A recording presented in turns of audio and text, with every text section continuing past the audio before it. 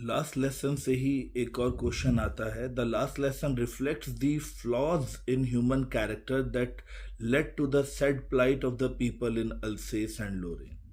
Substantiate the answer, justify the answer, explain the answer. Yes, इन सब इस तरह के क्वेश्चंस का एक ही ऑब्वियस सी बात है, we don't value the things when they are with us, we value them when they are taken away from us. ये कॉमन ह्यूमन बिहेवियर है। जब तक कोई चीज़ उसके पास होगी उसकी कोई कदर नहीं करी जाएगी, कोई वैल्यू नहीं करी जाएगी।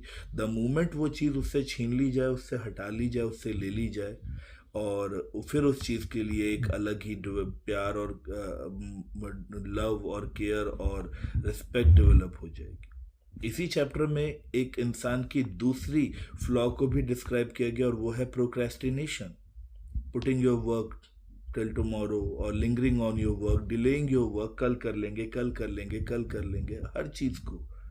This should not be the way of living life.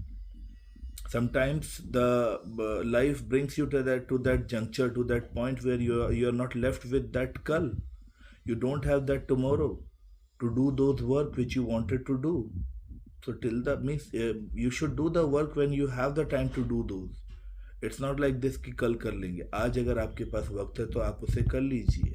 अल्सेस and लोरेन के लोगों के पास भी बहुत वक्त था फ्रेंच को पढ़ने का, फ्रेंच को सीखने का, उसको करने का, but they kept on procrastinating the things over there, and finally they came to a situation which brought plight and sadness and miseries in their life. They were finally controlled by the Germans, and their language was banned, and they were devoid of learning it.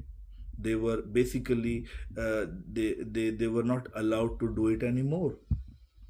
तो ये इंसान की basic human follies और basic human flaws को describe करता है ये chapter. एक, चीज़ों की तब तक कदर ना करना जब तक कि वो हमसे छीन न ली जाए, ये हमारी इंसानों की सबसे बेसिक आदत है। और दूसरा, चीज़ों को प्रोक्रेस्टिनेट करना, कल कर लेंगे, कल कर लेंगे।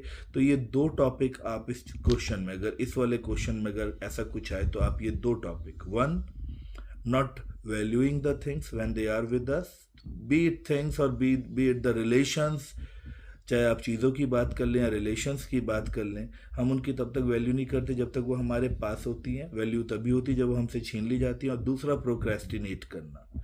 इन दो टॉपिक्स को आप इसमें अच्छे से इलैबोरेट करेंगे। आई होप आपको समझ में आ गया। Thank you.